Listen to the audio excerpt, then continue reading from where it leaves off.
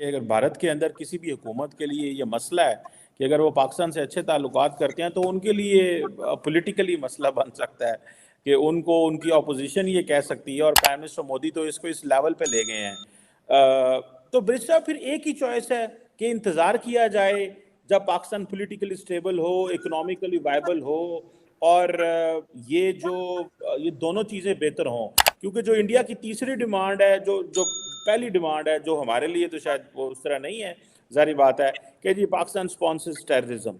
تو پھر یہ اکنامکلی ساؤنڈ ہو، پولیٹیکلی اسٹیبل ہو تو تبھی ہم بات کر سکتے ہیں، اور تو پھر ہمارے پاس کوئی چوائس نہیں ہے۔ نہیں، اس میں آپ یہ بھی تو دیکھیں نا کہ پاکستان کے اندر انڈیا کو لے کے جو مائنڈ سیٹ ہے، کیا اس کے اندر کوئی واضح قسم کی تبدیلی آئی ہے؟ گزشتہ 4-5 سالوں میں ڈسپائٹ دا فیکٹ کہ مختلف قسم کی حکومتیں آتی رہی ہیں، وہ نواز شریف ہو یا عمران خان ہو، لیکن پاکستان کی اسٹیبلشمنٹ کے اندر بھارت کو لے کے جو ایک باقاعدہ مائنڈ سیٹ ہے، اس میں قطعاً کوئی تبدیلی نہیں آئی ہے۔ اس میں آپ کے جو موجودہ ملٹری چیف ہیں، انہوں نے بھی اس کا بار بار اظہار کیا ہے کہ بھارت جو ہے وہ کوئی ہمارا دوست ملک نہیں ہے، اور اس کے ساتھ ان کو دوستی کرنے کی کوئی جلدی نہیں ہے، اور انہوں نے بلکہ یہ واحد آرمی چیف ہے جس نے جسٹیفیکیشن دینے کی کوشش کی کہ اس طرح پڑوسیوں کے ساتھ تعلقات خراب ہوتے رہتے ہیں، اس میں کوئی نئی بات نہیں ہے، دنیا میں کوئی ملک ایسا نہیں جس کے پڑوسیوں کے ساتھ تعلقات خراب نہ ہوئے ہوں۔ حالانکہ یہ پولیٹیکلی انکریکٹ سٹیٹمنٹ ہے، ممکن ہے 19ویں صدی میں ایسے تھا، پہلی جنگ عظیم، دوسری کے بعد، یا 60s 70s تک، تو اس کے بعد تو دنیا میں کوئی ملک جو ہے وہ کسی کا کوئی دشمن ہی نہیں ہے۔ موسٹلی دنیا کے بیشتر جو ترقی یافتہ ملک ہیں وہ ایک دوسرے اپنے پڑوسیوں کے ساتھ بڑے امن کے ساتھ اور بڑے لیکن رہتے ہیں۔ پھر سے میں یہاں پہ سوری آپ کی بات کاٹنا چاہتا ہوں، جب ایک حکومت ایک انڈیا کے اندر الیکشن سے پہلے پاکستان میں سرجیکل سٹرائک کرے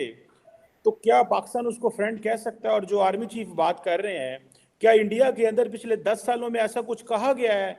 کہ جی یہ ہمارے دوست ہیں، جو پاکستان کہہ رہا ہے کہ یہ ہمارے دشمن ہیں، تو اس کا مطلب ہے کہ ہمارا مائنڈ سیٹ چینج نہیں ہے؟ دا کوشچن از کہ اگر فار ایگزامپل یہ میوچل ہاسٹیلٹی ہے، فار انسٹنس اگر ہم اس کو اس طرح بھی لے جائیں، سو ہمارے آرمی چیف تو یہ بالکل صحیح ہے، کہہ رہے ہیں کہ جی India is not our friend, but on the contrary have you seen any statement coming from Indian political leadership or the military leadership؟ بلکہ ہمیں جو اسٹیٹمنٹ ملی ہے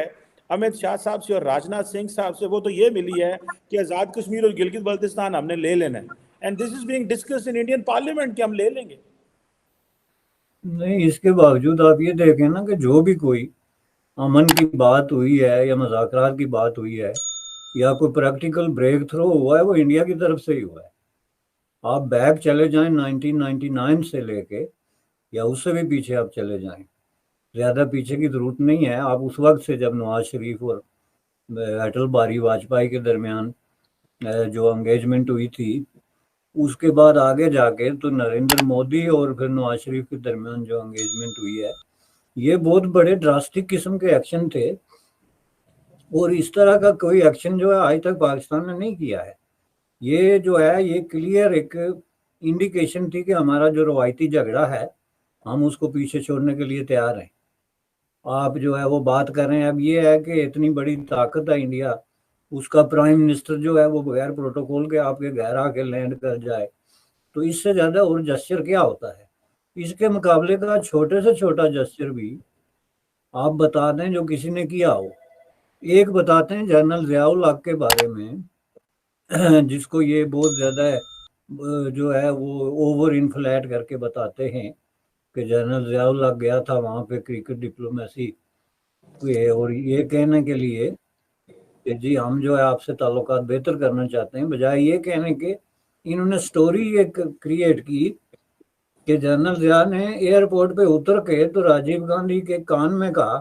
کہ ہمارے پاس بہت سارے بم ہیں، اور اگر کوئی اس طرح کا مسئلہ ہوا تو ہم بے دریغ استعمال کریں گے، وچ از ناٹ پاسبل۔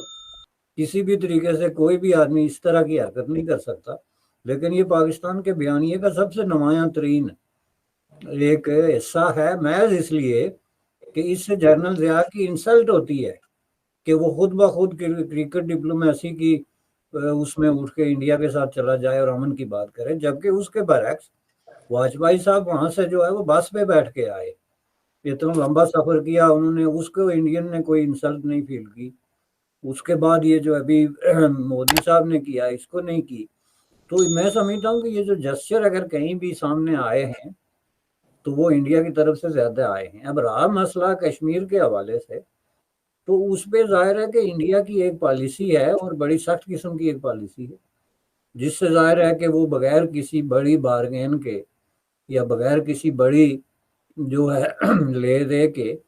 آپ جو ہے وہ سرنڈر نہیں کر سکتے، کوئی بھی حکومت نہیں کر سکتی۔ تو اس لیے دوسری طرف جو ہے وہ پاکستان کی کوئی کنسسٹنٹ پالیسی نہیں ہے۔ آپ ابھی گزشتہ 4-5 سالوں میں ہی دیکھ لیں، باجوہ صاحب کی پالیسی کیا تھی، باجوہ ڈاکٹرائن، تو یہی تھا کہ کشمیر کو بھول جائیں، کیب کر دیں 20 ایئرز کے لیے، اس پہ بات ہی نہ کریں، 20 سال بعد کوئی زندہ ہوگا تو بات کرے گا اس پہ۔ اس کے بعد جو کچھ انہوں نے کیا جو اگست 2019 میں، اس کے خلاف جو رد عمل ہوا وہ آپ کے سامنے ہے کہ زیرو رد عمل ہوا۔ تو یہ ساری چیزیں جو ہیں ثابت کرتی ہیں کہ پاکستان کی کوئی کنسسٹنٹ پالیسی نہیں ہے کشمیر ایشو پہ۔ اب یہ کہہ دینا کہ جی ہم کشمیریوں کے حق خود ارادی کی حمایت کرتے ہیں،